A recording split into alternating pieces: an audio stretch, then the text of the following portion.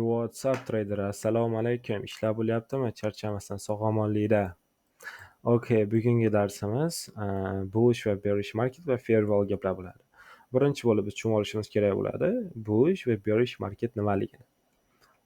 Okay, bullish marketimiz bu narx qachonki tepaga harakatlansa, biz buni bullish market structure deb ataymiz. Ya'ni narxda prosta tepaga harakatlanishi bu bullish market hisoblanadi.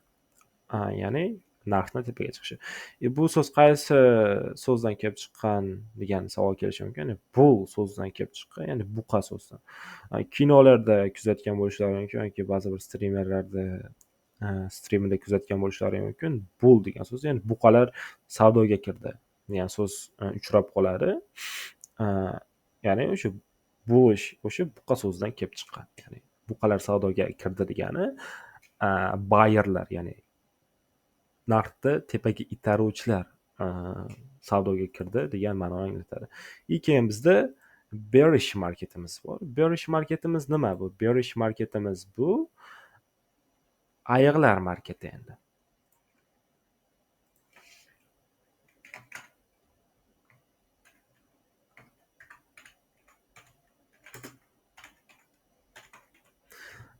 Bearish market bu bullish marketni teskarisi hisoblanadi. Ya'ni bullish market narx tepaga chiqishi bo'lsa, bearish market narxni pastga tushishi hisoblanadi. Okay, endi biz bu ikkala yurishdan ham foyda qilishimiz mumkin forex marketda. Okay, qanaqa qilib foyda qilamiz degan savol tug'ilishi mumkin. Biz qachonki mana shu nuqtadan bullish marketda mana shu nuqtadan sotib olsak yoki mana bu nuqtadan любой bitta nuqtadan sotib olsak va sotib olgan nuqtamizga nisbatan tepada bullish marketga chiqib ketsak, biz shu yurishdan foyda qilishimiz mumkin. Okay, oddiy eshitilishi mumkin, yoki sizlar o'ylaganchalik oddiy emas. Buni jarayon mobaynida va o'zlaring live savdoga kirganlaringda o'zlaring juda yaxshi tushunib olasizlar. Okay, bearish market, ya'ni narxni pastga tushuvchi marketda qanaqa foyda qilsa bo'ladi? Biz teparoqdan savdoga kiramizda ma'lum bir nuqtadan va pastroqdan o'sha kirgan nuqtamizga nisbatan pastroqda chiqib ketishimiz kerak bo'ladi va shu holatda biz profit qila olamiz, ya'ni foyda qila olamiz. Ya'ni bu yerda biz buy, ya'ni sotib olishimiz kerak, buy order joylashtirishimiz kerak bo'ladi. Buy order. Bu holatimizda esa sell order va mana bu yerda marketdan chiqib ketishimiz kerak bo'ladi. Bu holatda ham marketdan chiqib ketishimiz kerak bo'ladi. Profit bilan chiqib ketamiz bu holatda. Bu holatda ham albatta profit bilan chiqib ketamiz. USD.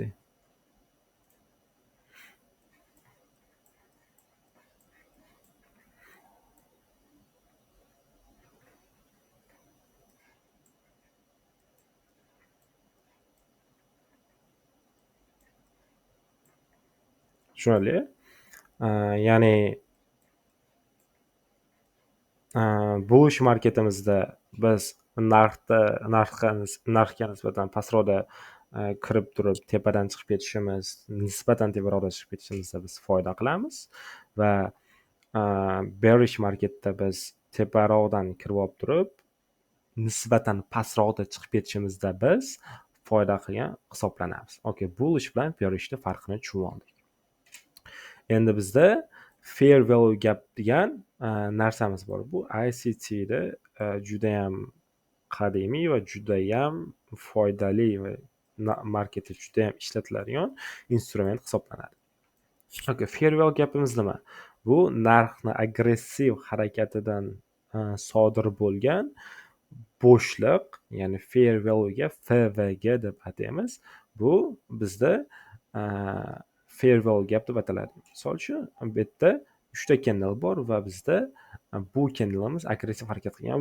Bu faqatgina bitta yoki ikkita candle'larda agressiv harakatda emas, agressiv bo'lmagan candle'lardan ham sodir bo'lishi mumkin. Misol uchun, mana bu candle'imizni qarasak, bu yerda unaqa agressiv candle bo'lsa, lekin bu yerda fair value gap sodir hosil bo'lgan. Ya'ni nima deyapman? Bizda 3 ta candle bo'ladi fair value gapimizda va birinchi candle'imizni Wick'i, Wick'ni ham tushuntirib o'tib ketaman. Wick bu bitta candle'ni soyasi, ba'zilar tayoqchasi deydi, ba'zilar soyasi deydi. Mana bu narsa tepasidagi va pastidagi yupqa chiziqchalar, endi shuni deb tushuntiraman. Yupqa chiziqchalar, bular wick yoki stick deb ataladi. Ya'ni o'zbekchaga tarjima qilganda yoki sham yoki cho'pcha yoki oddiygina wick deb ataganimiz yaxshi. Biz mentorship davomida bu narsani wick deb ataymiz.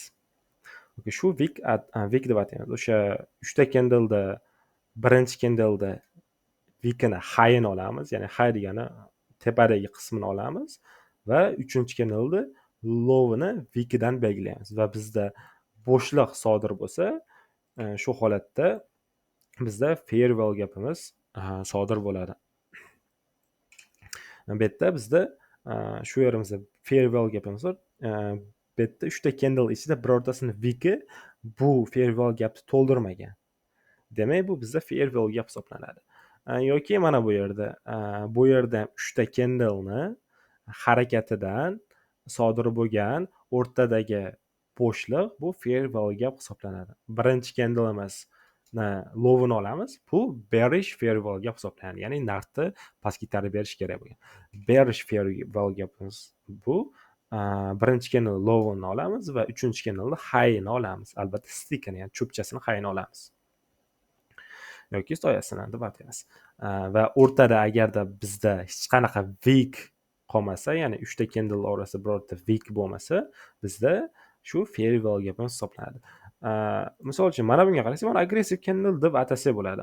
Ammo lekin biz birinchi candleda low'ini olsak va 3-chi candleda high'ini olsak, bu yerda hech qanaqa bo'shliq qolmadi va bu narsani biz farewell gap deb atay olmaymiz. Bu yerda bo'shliq bor. Bu bearish farewell gapimiz hisoblanadi.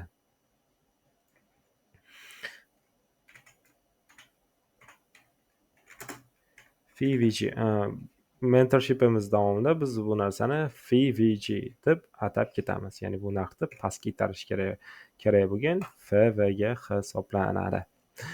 Bunisi esa nabarot, ya'ni narxni tepaga ko'tarish kerak bo'lgan, ya'ni bullish FVG hisoblanadi.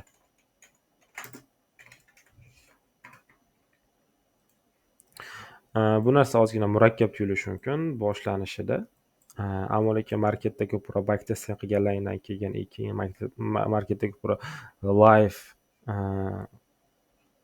vaqtlarini sarflaganlardan keyin bu narsa oddiy narsaga aylanib qoladi. Keyin yana narsani eslatib o'tmoqchiman. Bitta farewell gapni o'rganib olib turib, trade qilishga harakat qilishlaringga maslahat bermagan bo'lardim. Chunki bizda hali o'rganadigan narsalarimiz bor. Hozir trade qilsanglar, faqatgina qilgan depozitlaringni sleeve qilish bilan, ya'ni 0 sent akkauntlarida 0 sent qolish bilan tugatasizlar. Shunaqa gaplar.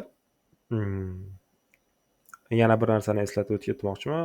Bu darslarimiz, ya'ni bu ICT'ni foundation darslari hisoblanadi. Ya'ni biz uyda poydevorni qurayapmiz hozircha.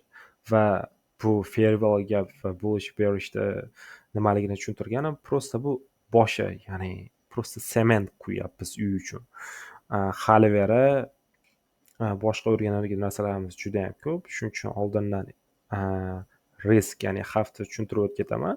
Sizlar marketda bor pullaringni sleeve qilib qo'yishlaring mumkin. Ya'ni bor pullarni yo'qotishlaring mumkin. Shuning uchun e'tibor bilan va riskka e'tibor qilgan holda, ya'ni misol uchun $1000 pullaring bo'lsa, unga 1% yoki 2% risk qilgan holda marketga kirishlaringni maslahat bergan bo'lardim. Ammo lekin hozircha hech kimga, ya'ni agarda boshlang'ich trader bo'lsanglar, maslahat bermayman hech qanaqasiga marketga kirishga. Okey, bu bizda farewell gap darsimiz hisoblanadi va keyingi darslarimiz xudo xolasa yana 2 kunda ichida chiqadi shu YouTube kanalimizda. Okey, e'tibor uchun katta rahmat. See you on the next lessons. Take care.